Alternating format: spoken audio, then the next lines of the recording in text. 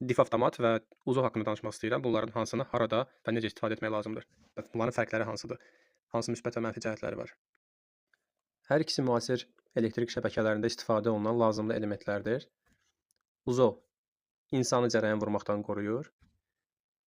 Dif avtomat isə Uzo və avtomatın birləşməsidir. Yəni onun içində həm Uzo var, həm avtomat var. Bunların fərqi budur. Görünüşə hər ikisi bir-birinə çox oxşayır, amma bunları necə fərqləndirmək olar? Məsələn, dif avtomatın üzərində avtomatın kateqoriyası yazılır. Mən bu şəkildə D6 göstərir. Yəni D kateqoriyalı avtomat olur. Bu da B də ola bilər, C də ola bilər və s.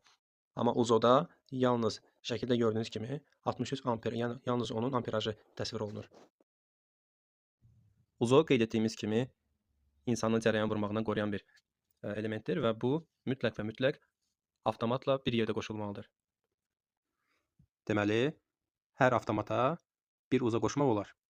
Bundan əlavə, avtomatlar qrupuna bir uza qoşmaq olar. Məsələn, evin rozetkaları 3 avtomata qoşulub deyək ki. Bu 3 avtomat hərəsi 10 amper olmaqla 30 amper edir. Bunlara uza qoşduqda biz uzonu 1-2 nominal çox götürməliyik. Məsələn, 3 dənə 10-luq avtomat eləyir 30 və biz ona 32-lik uza qoşa bilərik. Çox vaxt ümumi işdə bir ədəd uzo qoyulur.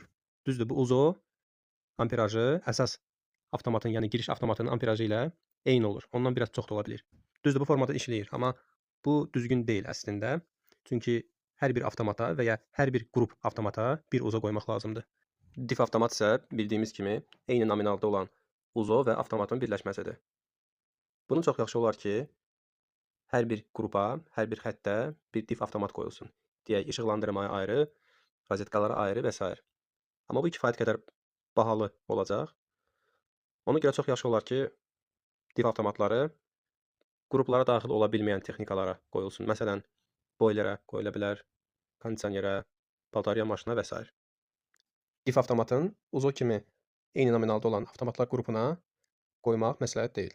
Həm uzo, həm dif avtomat insanı o zaman qoruyur ki, deyək ki, biz toxunuruq fazaya, o zaman dif avtomat və ya uzo atır, cərəyanı kəsir. Amma əgər insan bilmədən eyni anda həm fazaya, həm noya toxunsa, bu zaman onlar qoruya bilməyəcəklər.